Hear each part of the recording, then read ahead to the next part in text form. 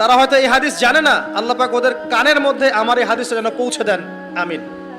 নবী সাল্লাল্লাহু আলাইহি ওয়াসাল্লাম বলেছেন, আমি মেরাজের রাতে যখন গিয়েছি তখন এক শ্রেণীর মানুষকে দেখেছি, ওদেরকে শাস্তি দেয়া হচ্ছে। কি শাস্তি? জাহান্নামীদের রক্ত এবং পুজ ওদেরকে খেতে দেয়া হচ্ছে।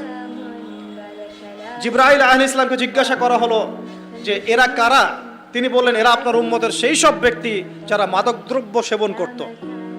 আল্লাহ রাব্বুল আলামিন তার হাবিবের মাধ্যমে জানিয়েছেন, যখন কোনো মুসলিম মাদক সেবন করে বা কোনো ব্যক্তি মাদক সেবন করে তখন 40 দিন তার নামাজ কবুল হয় না। এরপর যদি সে তওবা করে তাহলে আল্লাহ পাক তার তওবা কবুল করবেন ইনশাআল্লাহ। যদি সে আবারও মাদক খায় তওবা করার পর, আবার 40 দিন তার নামাজ কবুল হবে না। যদি সে আবার তওবা করে আল্লাহ পাক আবার তাকে মাফ করে দিবেন। যদি সে আবারও মাদক খায় আবার 40 দিন তার নামাজ কবুল হবে না।